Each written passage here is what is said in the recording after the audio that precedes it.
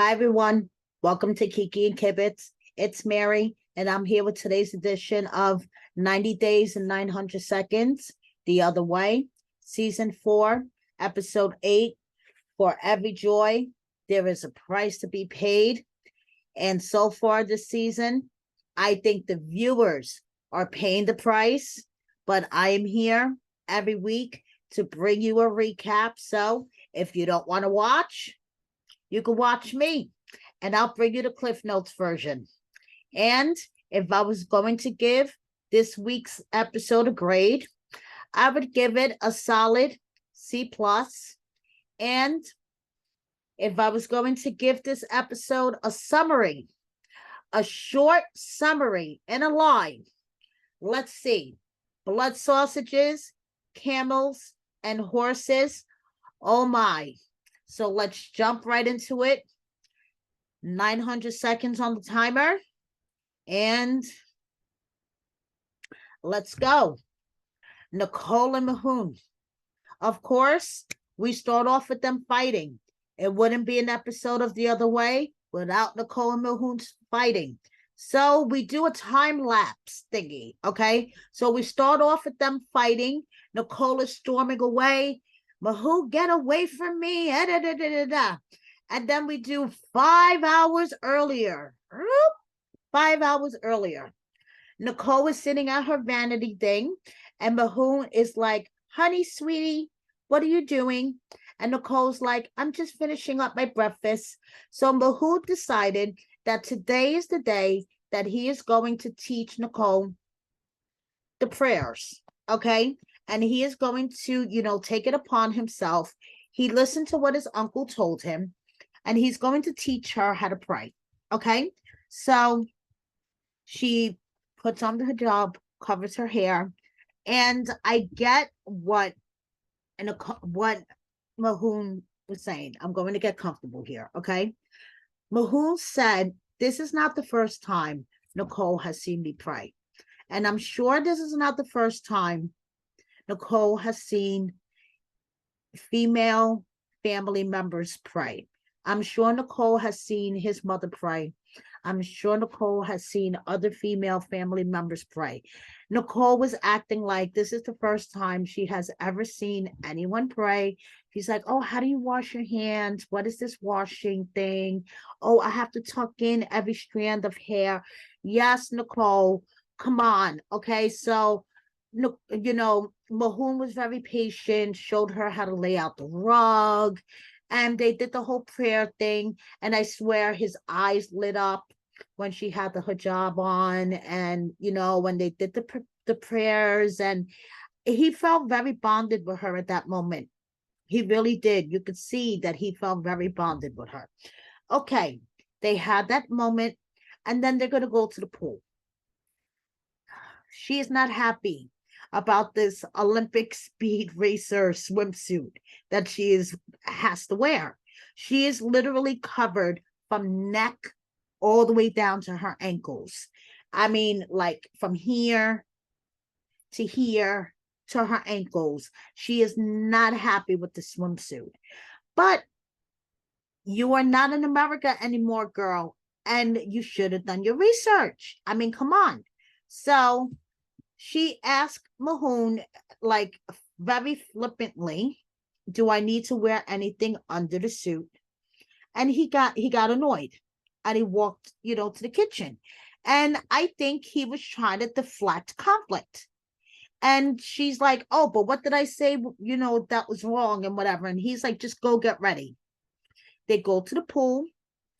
And at first, they're goofy, they're in the water, and you feel the tension. I'm sorry. I felt the tension from the minute they got to the pool, because she is just bitter, and she's not happy that she can't wear a two-piece bikini or whatever she wants to wear. And then when Mahone goes to take off his shirt, she's just like, why? Why do you have to take off your shirt? And he's like, well, it's cotton, honey, and it doesn't go with this. And you could just see the resentment written all over her face. She is resentful that she has to wear this Olympic speed racer swimsuit that covers her from neck to ankles, and he's allowed to go shirtless. Well, honey, this is the culture of the country that you're living in now. And it's not going to change for you. And you have to live with this. And you could be resentful and bitter all you want, but don't take it out on your partner. Okay? Because you're just going to fuck up your marriage. Do you want to fuck up your marriage over this? That's on you. So you blink and they're fighting again. Like literally, it was a commercial and went back and they were fighting again. And she said that he made a comment while they weren't filming. She has been trying really hard all day long. She did the prayers with him. She's wearing this Olympic racer swimsuit that covers her from, neck to ankles. She's trying really hard to adhere to cultures and traditions that are thousands of years, and she's trying really hard. And he made a comment. And now she's pissed off. So now she's acting like Angela Deem in public, okay?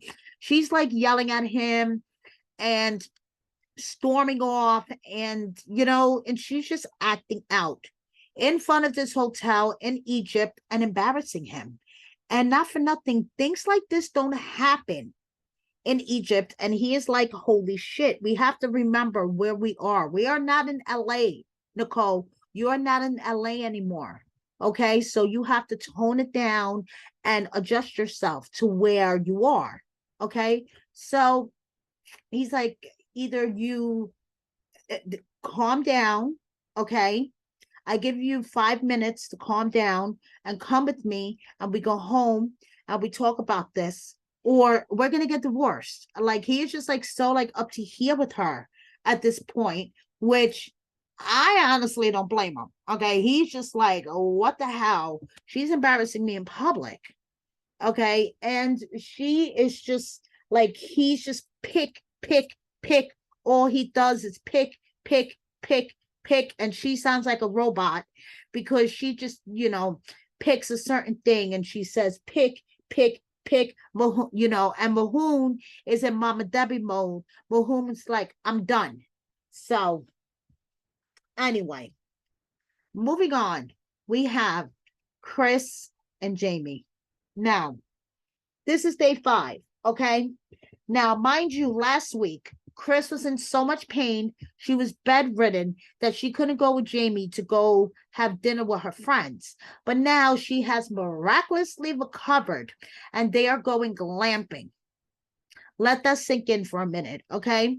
Kris is jumping out of bed and she is going glamping with Jeymni. Jeymni's nursing skills has brought her back to health. I don't know if a little bit of painkillers had anything to do with it, a little bit of Oxycontin, I don't know, but Kris has been miraculously brought back to health and they're going glamping. And so now it's like this globe thing in the middle of the woods. So they get there and there is a bed full of roses that says, I love you. Kris gives Jeymni a ring. Oh my goodness.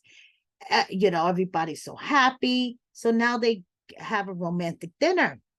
And Jeymni arranged for them to have this traditional Colombian romantic dinner with a platter of meats. We have, I think it was meal chicken, chorizo, and blood sausage. Kris is a very picky eater, so she wasn't messing with that. But Jeymni's dog was faithfully by the table, like, I'll take some. So then they get into a conversation about who's coming to the wedding. And Jeymni's daughter, actually Kris's daughter, Kris's daughter Star is going to make it. But, Kris asked Jeymni about her parents. And Jeymni's like, my parents don't know that I'm a lesbian. They see pictures of you on my Facebook. And I'm sure, they have an idea of who you are, but I've never told them. And my parents are homophobic, they say, oh, we have nothing against gay people, but we don't want to have anything anything to do with them and things like that. And I have nothing against gay people, but it's not for me type of mentality.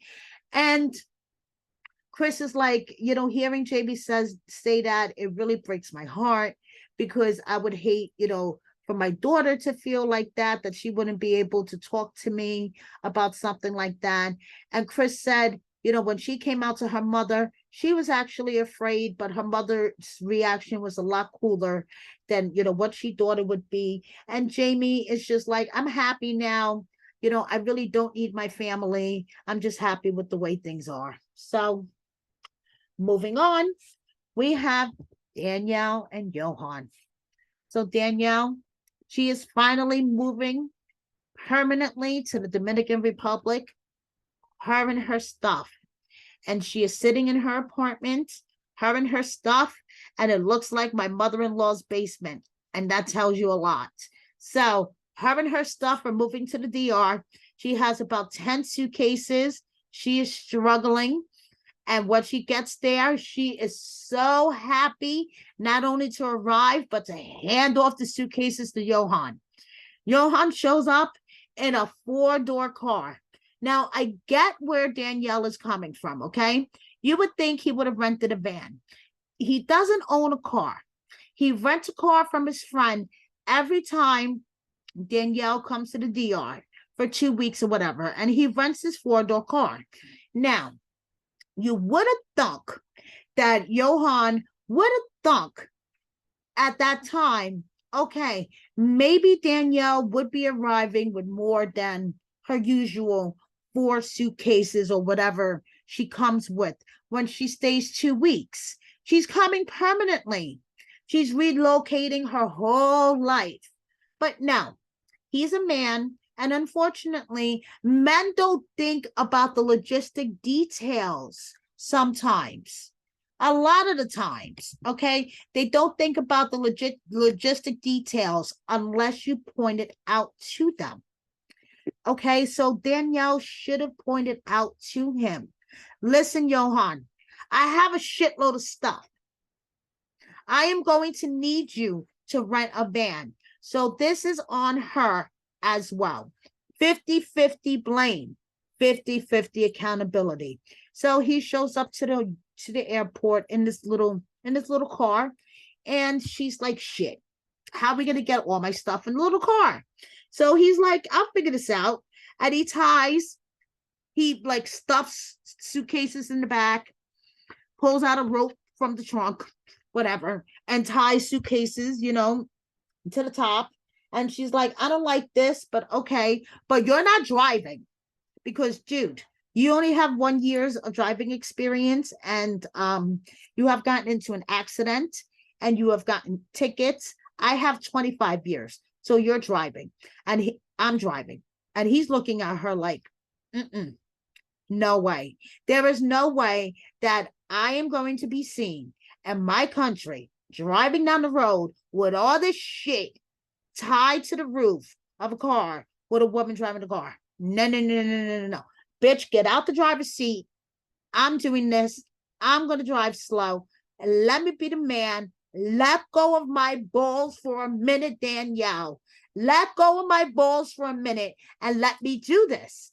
And Danielle would not let go of his balls. And they were arguing for a full 5 minutes until Danielle, because she was too tired from her flight, only because she was too tired from her flight, she let go of his balls and let him drive that fucking car.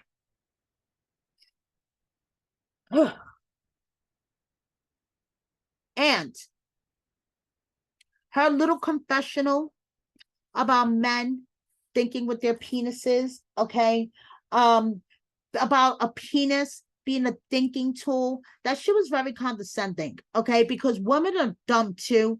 Women do dumb shit too. I see it all the time. I am guilty of doing dumb shit as well. I confess to it, okay? But that was very condescending, Danielle. And I bet you have done some dumb shit and you don't have a penis. So please take a seat. Like, you're really getting on my nerves. Now, moving on to Gabe and Isabel. Gabe and Isabel, they give me so much hope. They give me the warm and fuzzies. So now Gabe is like, we have to stop procrastinating. We have to just rip off the Band-Aid and tell them. And Isabel's like, I know, just thinking about this is giving me a headache. So Gabe is like, so what are you going to do if your parents, they don't take this news very well? Is it going to be me or your father? And Isabel's like, I don't know. So they go horseback riding. So now we have blood sausages and horseback riding. Okay. So they go horseback riding, and it's nice family bonding activity. And they're all bonding in the woods on horses. Then they sit at the picnic table, and this is where the damn Google Translator comes into play. So Gabe is like, listen, we've had a great day. I love you guys a lot. I don't want to, lie to you guys. I want to tell you my truth. I don't want you to see me any differently. I don't want to keep it a lie. I was born a woman. I'm transsexual. I am a trans. And it's like the Google Translate thing. It's like, translate already, translate. But we have to wait until next week to see the parents' reaction. I swear. And then it's like they cut to commercial, and then the little time left they had to the episode, they used for that stupid Nicole and Mahone fight. And they could have used that time for Gabe, for the Gabe and Isabel, section. I swear, it was so dumb. So we have to wait until next episode to get their reactions. And I'm out of time, and I still have 2 more couples to get to. So I'm going to run a little bit over. So we have Osama and Debbie. So where we left off, Debbie was very disappointed because her and Osama were not on the same page, but they had a heartfelt talk. Okay. And basically, Osama's like, I thought you were going to go back and forth to America. I thought you were going to check on your business. I thought you were going to check on your house. And Debbie's like, I really find it hard to believe that you misread my intentions. You shattered my trust, and I need you to gain that back. And Osama's like, and I also need you to understand that we have our traditions here. And Debbie's like, yes, I do understand that. So basically, they decided that they were going to hit the reset button and start things over. So there is no better way to hit the reset button than going to the beach. So they go to the beach.